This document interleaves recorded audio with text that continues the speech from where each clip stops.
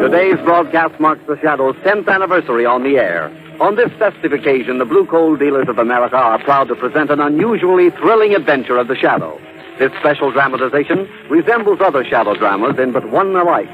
It is designed to point out to old and young the lesson we have stressed for the past 10 years, that... Before the Shadow starts today's adventure, I want to ask all you householders a timely question.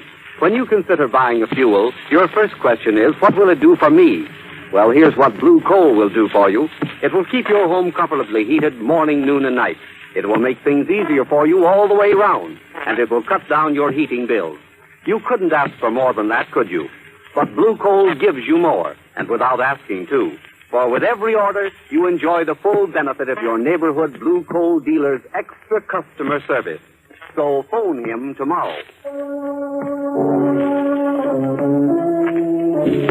The Shadow, mysterious character who aids the forces of law and order, is in reality Lamont Cranston, wealthy young man about town.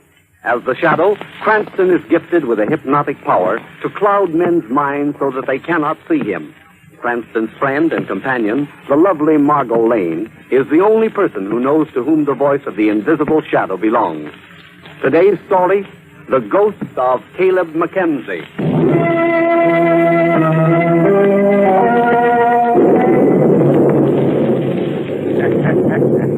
Well, here we are, gathered together, one big happy family. Happy family. I wish you could all see yourselves as I see you.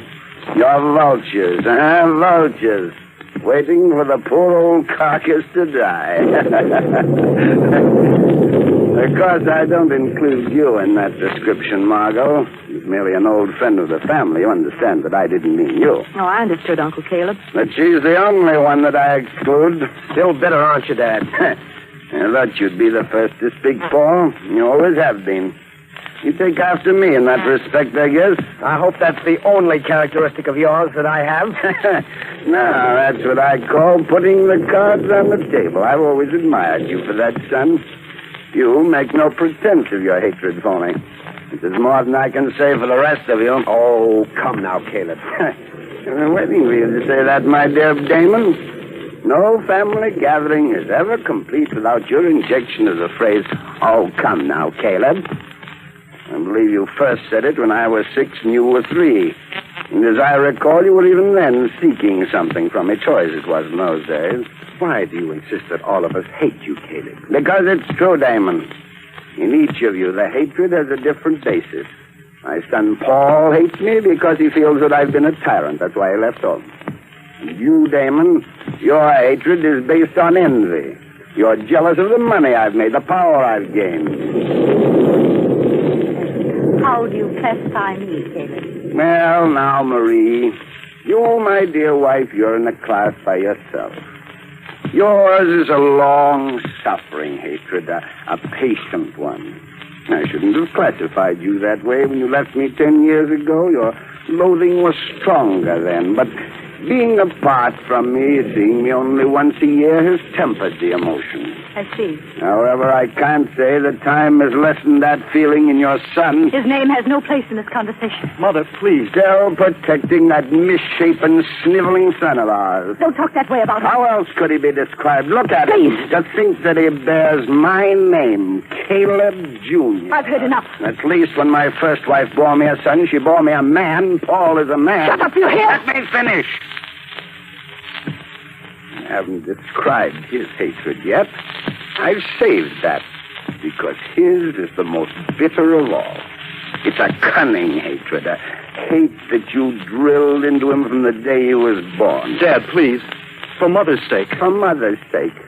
Always that's been your cry, Caleb Jr. I think I'd better be leaving, Uncle Caleb. I have someone waiting in the village. No, please, Margot. I asked you here tonight so that I might see one friendly face, even if it wasn't one of the family. No, you must stay. Well, I... Sit down, please. You see, Margot, this little ceremony only takes place once a year. I invite all my beloved kin here so that they may closely inspect my state of health. If I look wan or pale, perhaps it reassures them that the MacKenzie fortune will soon pass into their hands. Oh, come now, Caleb. Let's break this up, shall we, Dad? I'm sleepy and I'm bored. Of course you are, Paul. Of course you are. But I have a little announcement to make. An announcement about my will. You've made out a will, Caleb? Yes, my eager brother. Yes, I have. Where is it? Who has it? Now, Damon, a little decency, if you please. I'm still alive, you know. I beg your pardon, Mr. MacKenzie, but it's 10 o'clock. No, thank you, William, thank you. That means bedtime for all of you. Show them to their rooms, William. Same old regimentation. I shan't see any of you in the morning, so perhaps I'd better say goodbye until next year. Good night, Uncle Caleb. Good night, Margot. Oh, I hope none of you forget about the will.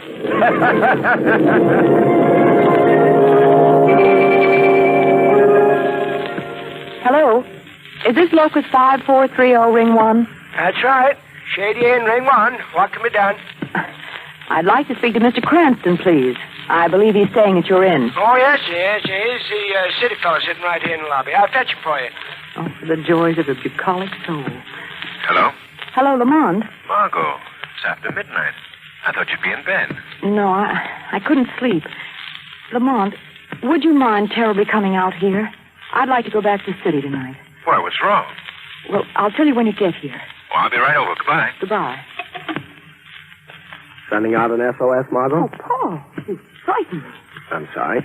I thought everyone was in bed. Oh, I've been outside taking a walk. Cigarette?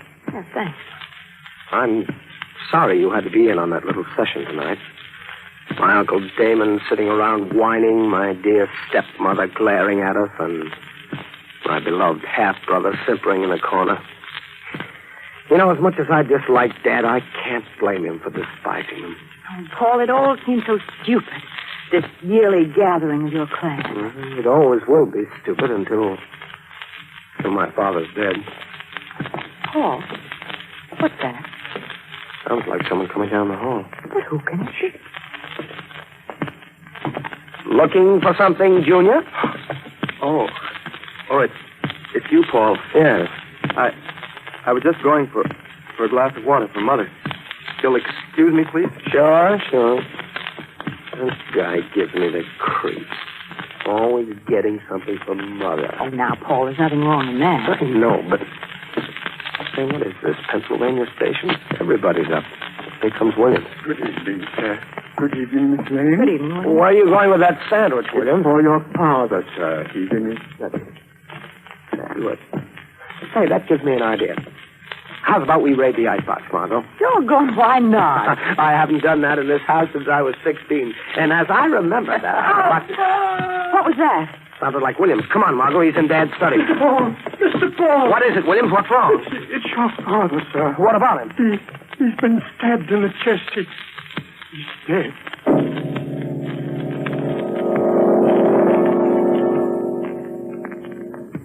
Oh, Lamont, I'm so glad you're here. We just found Mr. MacKenzie Sr. stabbed to death. Good heavens. Well, where's the body?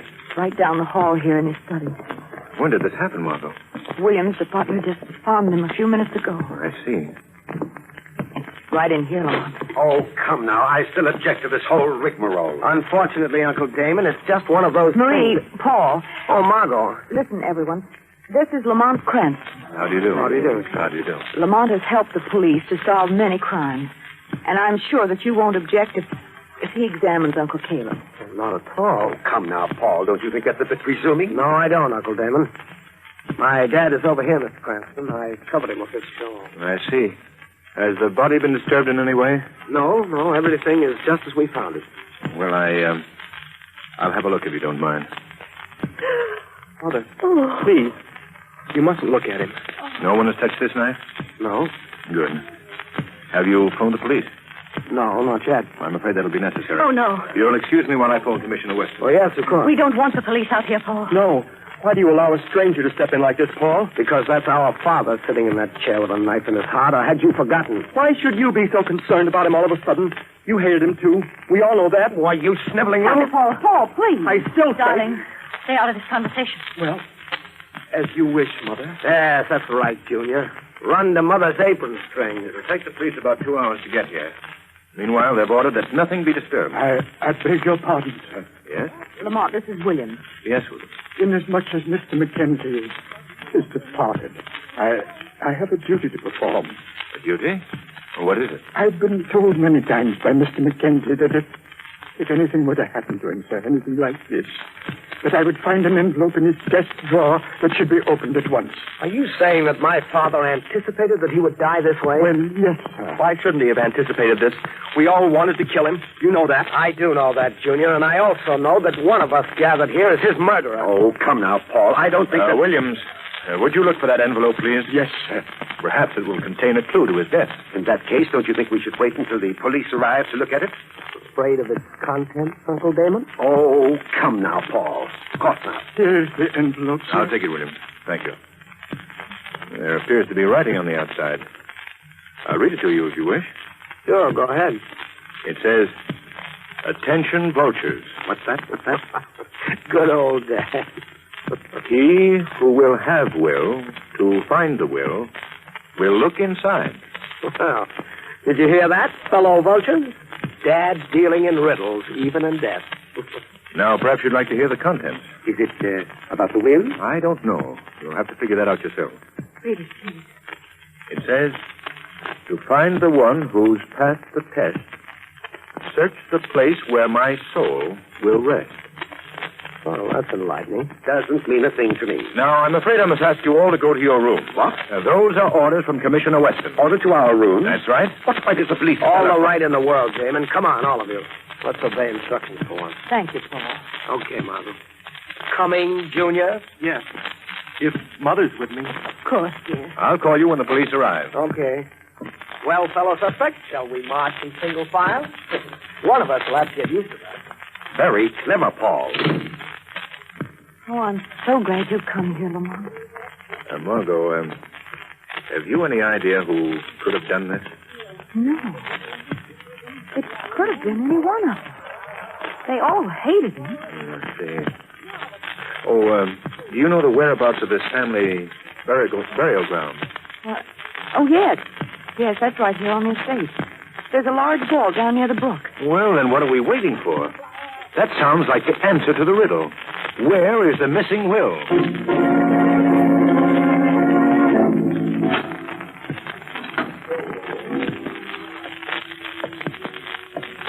I'm the one who's passed the test. Search the place where my soul will rest. This must be it. It must be. Now I shall find the will. What's that? Who's that? Who's there? Come now. Stop shining that light in my eyes. Who are you? Speak up.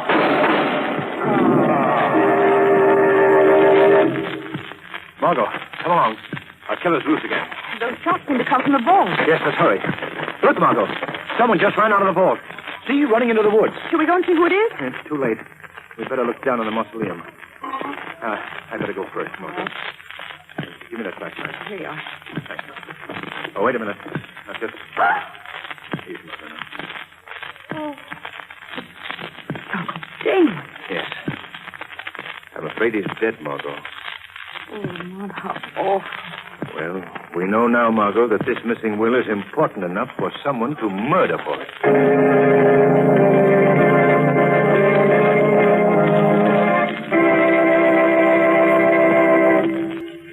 More from the shadow in just a minute. But first, time out for a picture of a man getting up in the morning.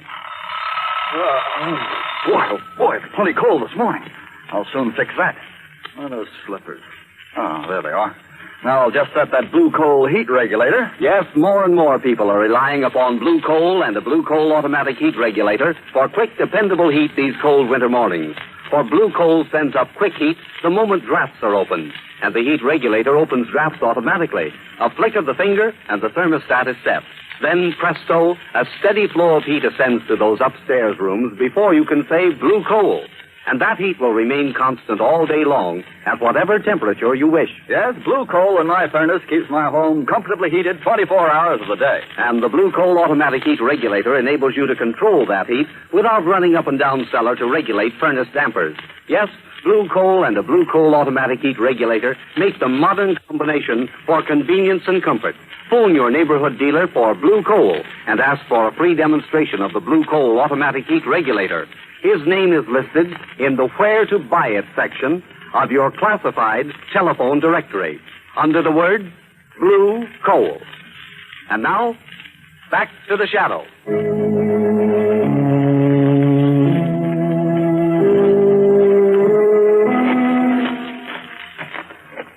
Lamont, do you think it's all right leaving Uncle Damon's body out there in the vault? Until Weston and his men arrive, yes. Why that concentrated scowl? Boy, simply trying to reconstruct this thing from the beginning. From what you've told me, Margot, there were 3 people prowling about downstairs earlier in the evening, any one of whom had access to Caleb Sr.'s study. Yes, that's right. Paul, Caleb Jr., and William. Well, Margot, that makes 3 suspects that we know of who could have killed Caleb Sr. 3? You mean old Williams is a suspect, too? Definitely. Huh. I never thought of that. Never thought of what, Margot? Of suspecting old Williams. Now that I do think of it, he could have killed Uncle Caleb when he entered the study. Right. Perhaps it's time for the shadow to hear more from this kindly old gentleman.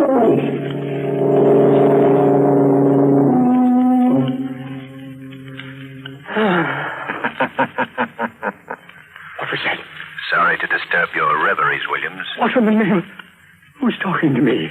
I am called the Shadow. The Shadow? The man no one can see? That's right, Williams. The man no one can see. I know of you, but why have you come here to see me? Seeking information, old man. Information that you must give me. What is it? First, I'd like to know why you aren't in bed at this hour. Why are you sitting in that chair fully clothed? Why, I couldn't sleep. Would that be caused by a guilty conscience, perhaps? No, it's just the shock. The shock of Mr. MacKenzie's stabbing that keeps me up. Williams, did you feel toward him as the others did? Did you hate him? I had a great fondness and respect for Mr. MacKenzie. You know, of course, that you will be suspected of his murder. I presumed as much. But I shall have no trouble proving my innocence. That's more than I can say for some of the others. What do you know about the will that he left? The one that he spoke of in the note? Why should I know about that? You were close to Mr. MacKenzie. He confided in you. No. I know he did. He must have told you about that will. You don't know what you're saying. Well, I'm only a servant. What do you know of the will? Was it in the burial vault? No, it wasn't in the... I mean, how should I know? You do know where it is. You also know the answer to the riddle. The place where his soul shall rest. Tell me, where is this place? Please. Tell me, Williams. If you would avert another murder, you must tell me. Very well, I'll tell you. The will is... Someone outside, someone's listening. Yes. Whoever it was has gotten away. Please, Shadow. I can't talk anymore. I can't reveal the hiding place. Williams, I'm going to give you time to reconsider. And remember that by telling what you know, you may save another's life. Think that over, Williams. Later, you shall receive another visit from the Shadow.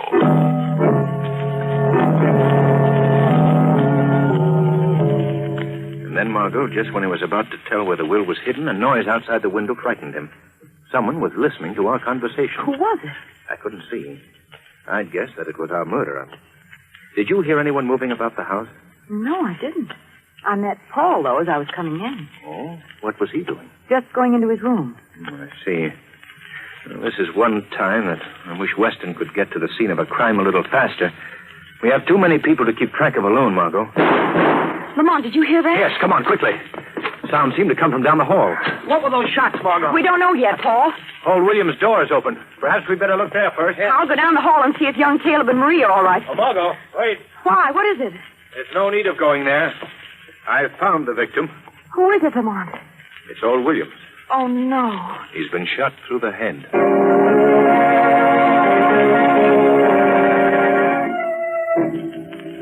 Lamont, who is the murderer? Have you any idea? Not yet. It can be any one of the three of them. Why should old Williams have been killed? Because he knew the whereabouts of the missing will. The person who was listening at the window when the shadow talked to Williams must have come back to learn his secret. And do you think that person found it out? Do you think the old man talked? I have an idea that he did. If I could only solve that riddle. Search the place where my soul will rest. That's the key to the mystery, Margot. Yes, I know, Lamont. Do you want to come into the study with me while I inspect old Caleb's corpse again? Well, I'm not keen on it, but I'd rather not be alone either. I just want to take another look at the placement of the knife in the old man's chest. I've just had a fantastic notion about his stabbing that... Margot. What? The knife is gone. Gone? Yes. Our murderer has wasted no time in covering up. But how could the killer get in Well, here? there are plenty of opportunities. Margot, this chap Paul, what can you tell me about him? Well, Lamont, you don't suspect him. I suspect all three of them. Now, what can you tell me? Why, I've known Paul all my life. He couldn't have killed his father. I know it. We played together as children right here on this estate. We used to have treasure hunts in the Devil's Playground, and, oh, Lamont, it's Margot, where did you say you played? the Devil's Playground. It's a large cable up above the brook. Margot, that's it. That solves the riddle. What are you talking about? Search the place where my soul will rest. That's what Caleb Sr. meant, Margot. I'm sure of it. The Devil's Playground. Lamont, if you're right, that's where the will is hidden. Exactly. And before many more moments, the shadow has an appointment there with a murderer.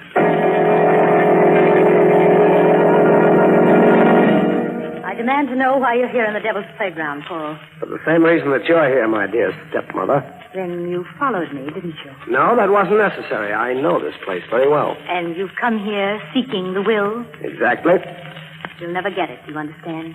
Oh, so you found it. Yes. I found the will, and I'm going to keep it. What was that? You'll forgive my intrusion, I hope. He spoke. Who was it? I am known as the Shadow. Where are you? I can't see you. Don't worry too much, Marie. No one has ever seen this fellow. What do you want here, Shadow? Well, my clever friend, I've come in quest of a murderer. And I believe my search is ended. What do you mean? One of you has come here because of the information that you learned from old Williams. Now, which of you is that one? Not I. Nor I. Obviously, one of you is lying. Well, we'll switch to the next point of deduction. The search. The search for the murderer's gun. I'm sure that neither of you will object to this, so we'll just proceed. What makes you so positive, Shadow? But don't you see, Mrs. MacKenzie? This is your chance I to... warn you, don't come near me. Why not, Mrs. MacKenzie? Is it because you're afraid I'll find that gun? Answer my question, Mrs. MacKenzie. Very well. This is my answer. Marie, you have the gun. Yes. So keep away from me, both of you. You particularly, Mr. Shadow. I don't like your inquisitive spirit. You forget I have the advantage of invisibility. I think this gun will remove that so-called advantage. So, you wish to add me to your list of victims, Mrs. MacKenzie? I can't believe that she's the killer. That is the same gun that shot Damon and old Williams, isn't it, Mrs. MacKenzie? If you're that clever, you shouldn't have to ask, Shadow. Why did you do it, Marie? I'll answer that. Damon was unfortunate enough to be in her way.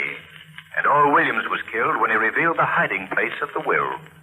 Isn't that true? Yes, that's true. You also feared that they might be named in the will as your husband's legatees, didn't you? Very interesting. Go on. But what of Dad? And she murdered him, too. No, I don't believe so. She didn't murder Dad? No, but she thought that her son Caleb did. That's not true. My boy had nothing to do with my husband's murder, nor did I. I admit, I did kill Damon Williams, but I had nothing to do with the first murder. Well, then who did? You.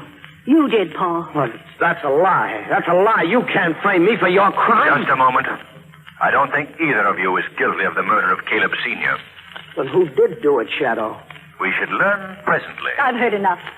I'm leaving here, and neither of you had better try to stop me. Put down that gun, Marie. I'm sorry, Paul, but you will be the first to go. Marie, don't you fool! Give me that gun, Mr. MacKenzie. No. Oh. Thank you, Shadow, for saving my life. Whatever it's worth. If you don't mind, I'll take that copy of the will, too. Give me that. Give us that, too. Hold her, Paul. Now, let's have a look at this precious paper. Let go of me, Paul. Let go of me. Listen to me, Mrs. MacKenzie. I have something to read to you. I'm sure its irony will point out a lesson, even to you. As I've said, you thought that your son, Caleb, killed your husband. To protect him and your share in the fortune, you murdered 2 men. Now, attached to this will, I find a single slip of paper signed by Caleb MacKenzie Sr. Listen to what it says. When you read this, I shall have committed suicide. Huh? In my will, you shall learn that I have left my entire fortune to my wife, Marie, and her son, Caleb Jr. Oh, no. No. Do you get the moral, Mrs. MacKenzie? It's one that I can't repeat too often. Crime does not pay.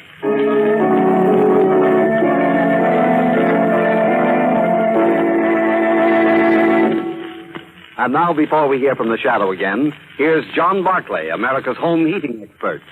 Say, Mr. Barclay, may I ask you a question? Certainly, Mr. King. Well, I've often heard you mention the check damper on the furnace, and I've never quite understood what function it performs.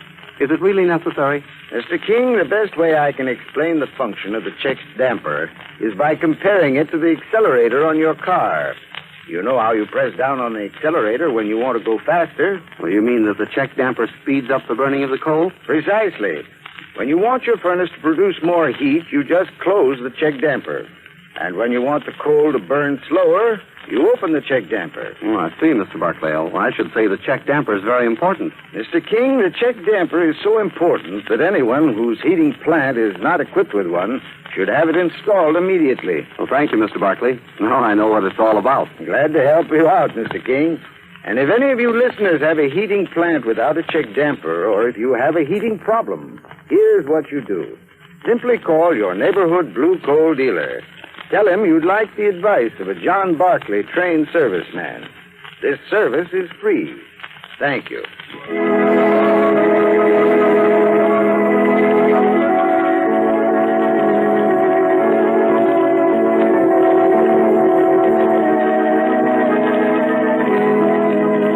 Today's anniversary program is based on a story copyrighted by the Shadow magazine, which, like this program, is also celebrating its 10th birthday. And at this time, I'd like to thank all of you Shadow fans for the loyal support you've given us during the past 10 years. We will continue to present these Shadow dramatizations, and in return, we hope we can count on numbering you among the listeners to our future broadcasts. The characters, names, places, and plot of today's drama are fictitious. Any similarity to persons living or dead is purely coincidental. Next week, same time, same station. The Blue Coal Dealers of America bring you one of the most amazing adventures the Shadow has ever experienced. The weed of crime bears bitter fruit. Crime does not pay. The Shadow knows. Be sure to listen next week. Your friendly Blue Coal Dealers presentation of The Shadow. And for greater heating comfort at less cost, remember, Blue Coal. This is Gene Paul King saying, keep the home fires burning with Blue Coal.